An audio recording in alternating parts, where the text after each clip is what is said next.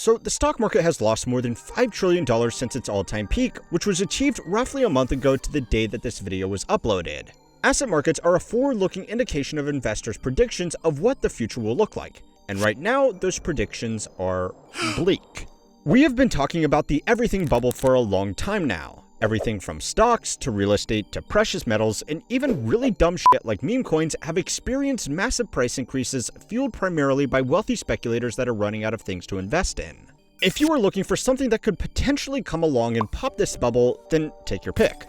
Trade wars, actual wars, household debt, national debt, massive layoffs, government programs being cut, and the biggest problem of all, which is that nobody knows what the f is going on anymore. $4 trillion of market value since its all-time high less than a month ago. I'm talking on February the 19th. An additional 25% tariff to 50% on steel and aluminum coming into the U.S. Up to $400,000 each and every single day. Federal judge is allowing President Trump's mass layoffs to press forward while legal proceedings continue. After tariffs hit imports from Canada and Mexico, President Trump now reversing his decision. President Trump walks back tariffs on most products from Mexico and Canada again. Money loves certainty. Business leaders and investors need to make decisions based on reasonable assumptions about what the future is going to look like. Every decision a business makes, from hiring or firing staff, building a warehouse, launching a new product, to paying a dividend, inevitably involves someone making an educated guess about the next quarter, the next year, and for some optimistic CEOs, the next decade. Now, sometimes those guesses are wrong, sometimes they are right, and good business managers should have a backup plan. If nobody has any idea what the next week, let alone the next decade is going to look like, the only responsible decision is to play it as safe as possible. For businesses, playing it safe means reducing expenses, halting new untested products, and stockpiling as much cash as possible to keep the business solvent for any eventuality. For active investors, playing it safe means liquidating their positions and moving into safe assets until they can properly analyze the market again. Right now in America, even hedge funds, which typically do better during periods of increased market volatility, are sitting out the craziness.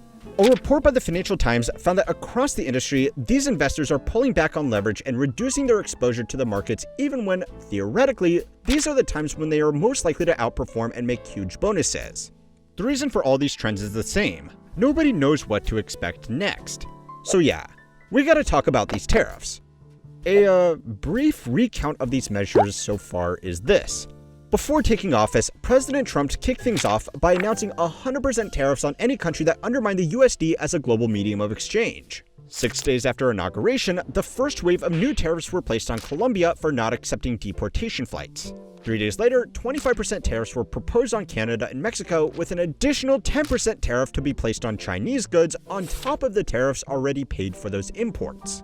Those were supposed to go in effect on the 4th, but then on the 3rd, they were delayed by 30 days, but only for Canada and Mexico.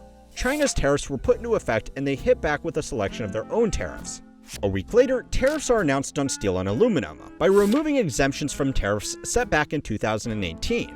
3 days later, reciprocal tariffs are announced for countries beyond China, Canada, and Mexico, and warnings are issued that no country will be spared. 2 weeks after that, the Commerce Department is directed to start looking into the viability of copper tariffs. 3 days after that, the 25% tariffs on Canada and Mexico went into effect, with some carve-outs for things like energy, which were taxed at 10%. The additional tariff on Chinese imports was also raised from 10% to 20%. All three countries retaliate with tariffs of their own on select American goods. 1 day later, those tariffs are pulled back, but only for US automakers. Then a day after, the tariffs are delayed for everyone once again for another 25 days, but they will go into effect on the 2nd of April. For real this time. To start this week, tariffs were also placed on Australia, the UK, and Europe, with a threatened 200% tariff on wine and champagne after the European Union threatened a 50% tariff on American whiskey in response to America putting 25% tariffs on steel and aluminum. By the time you actually watch this video, it's highly likely that these tariffs will either be delayed, escalated, renegotiated, or forgotten about. But that's the story so far. Now, hot take alert. But tariffs, if used correctly, can be useful instruments to encourage local business development, protect American jobs, and maintain strategic industries. But if we are going to get these benefits and minimize the side effects, there needs to be a clear plan implemented over a long enough time to give businesses time to adapt. Now, if you are watching this, you might be starting to think that maybe this is all just reactionary and that there isn't actually a plan behind all these on-again, off-again tariffs. More trade policy changes have been announced in the last 2 months than in the decade that came before. Now, when businesses and investors don't know what to expect next, the only good option they have left is to play it as safe as possible, which is why we have seen such a large sell-off in the last month. Now, I know what you might be thinking. Who cares? You have probably heard the anecdote 100 times. The stock market is not the economy. And these losses will overwhelmingly be felt by people who already have financial security because, well, they own almost all the stocks. If anything, this crash might be a good opportunity to even the financial playing field between existing asset owners and people who work for their money. Right? Wrong. Unfortunately, the stock market is not the economy, until it's the stock market that's doing badly. So it's time to learn how money works to find out what happens to a pump and dump economy when it's all out of pump to give. This week's video is sponsored by Storyblocks. We use a lot of footage in our videos, and if you've ever bought stock clips individually, you know how expensive that can get. That's where Storyblocks comes in. It gives us unlimited downloads of high-quality stock video, music, sound effects, and templates, all for one predictable subscription cost. Whether we need cinematic B-roll, motion graphics, or the perfect background track, Storyblocks has everything in one place, making our workflow faster and more affordable. Plus, everything is royalty-free with clear-cut licensing, so we never have to worry about copyright claims. If you ever want to start making videos like ours and build your own business, a Storyblocks subscription is the perfect place to start. To get started with unlimited stock media downloads at one set price, head over to storyblocks.com/howmoneyworks or click the link in the description. I want to make it clear that included in the group of people that don't know what is going on right now is you, me, anybody you are going to watch online, corporate executives, and probably even most of the people making the actual decisions. This is a real problem for businesses, because here's the important thing. Even planning for a bad future is better than not being able to plan at all. If tariffs were implemented broadly amongst all of our large trading partners at a high rate of like 25%, that would be bad. It would slow down business, disrupt supply chains, and lead to retaliatory tariffs that make our exports less attractive to global customers. Sure, some of these costs could be passed along to consumers, but I don't know if you have noticed, but most consumers really can't bear any more costs right now. So yeah, this would be bad. But businesses could slowly adapt it by moving supply chains onshore, working out deals with domestic suppliers, and focusing more on selling to the American market. However, businesses don't want to make these massive investments if the rules are just going to change all over again, because then they will have effectively just wasted their money. Car companies are the perfect example of this. They produce very complex end products made of hundreds of components in factories that take years to get online. So unsurprisingly, they aren't really changing anything until they really know what the trade landscape is going to be long term. There are, however, some companies that have ignored this trend, although not exactly for the best reasons. Big retailers like Walmart have significantly increased the amount of inventory they are keeping on hand so that they can keep their shelves stocked more consistently while these trade wars figure themselves out. This might help them outlast their competition by a few weeks, but holding this much inventory is generally bad for business, and there is a limit to how much they can actually keep. Even at their current elevated levels, and even if consumer behavior was totally predictable, their supplies would run out in a little over 4 weeks. The other businesses are mostly tech companies announcing major investments into data centers and energy infrastructure to develop artificial intelligence here in America, and there have been some truly ludicrous numbers being thrown around. Now, spending hundreds of billions of dollars to further accelerate the production of AI slop might not sound like your idea of a great investment. But even if the end product is not ideal, these investments can do a lot of good. All of this infrastructure needs to be constructed by skilled technicians, and even though it feels at least a little bit dystopian that tech companies are onlining their own nuclear power plants to feed their insatiable appetite for energy, that's still going to give jobs to a lot of people in an area that really needs more funding. But here's the thing about big public investment announcements. They're free. The companies making these announcements don't actually have to follow through on them, and in most cases, they don't.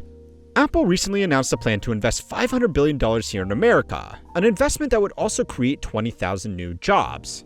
This was widely celebrated and supported by politicians who wanted to talk about their business-friendly credentials. But if you've been paying attention, it does sound awfully familiar. Back in 2018, Apple announced a $350 billion investment into the American economy, which would also create 20,000 jobs.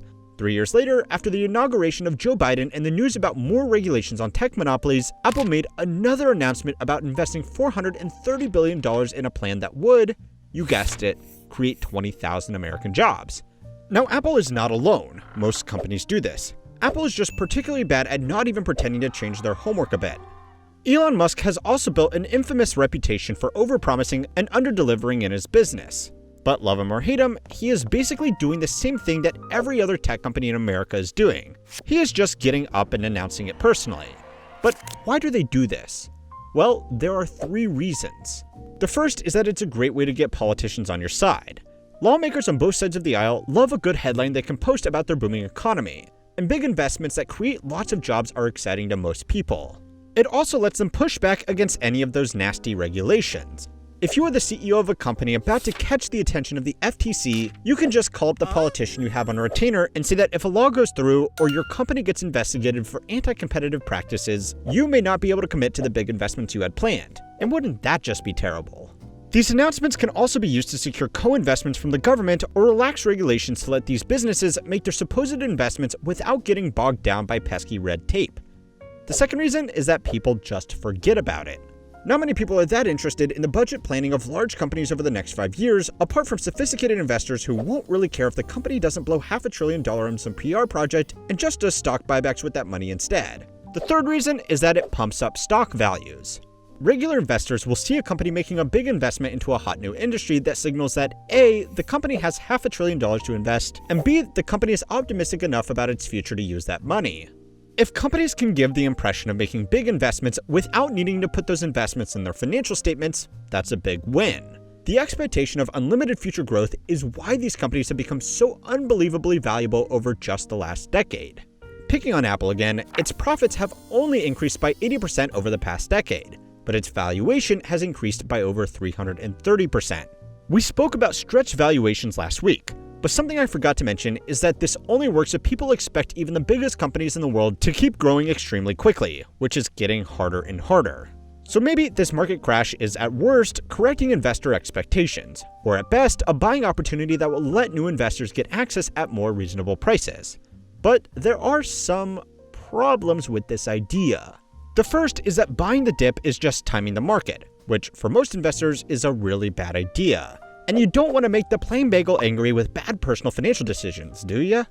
The wider problem, though, is buying the dip with what? Household savings are approaching record lows, and unfortunately, as companies have to answer to their shareholders, they are likely to continue with layoffs to minimize their expenses during the period of uncertainty. And that's to say nothing of the employees that have been laid off from historically stable government jobs. It might be cathartic to watch the net worth of some of the richest people in the world tank with the down market. But even though they are technically more exposed to the market, they will almost certainly be able to survive economic turbulence better than most households. Some, like Warren Buffett's Berkshire Hathaway, have slowly been accumulating hundreds of billions of dollars in cash. So yeah, old man Buffett is going to have a great time buying the dip. Everybody else? Probably not so much. Now, alright, even if the stock market gets more consolidated, maybe a market crash will be an opportunity for average people to get into something that's becoming an even bigger asset market. If real estate becomes a declining investment, maybe that will be good for people who just want to buy a home, right? Well, even if prices do fall, go and watch this video to find out why, unfortunately, a real estate crash probably won't help you. And make sure to like and subscribe to keep on learning how money works.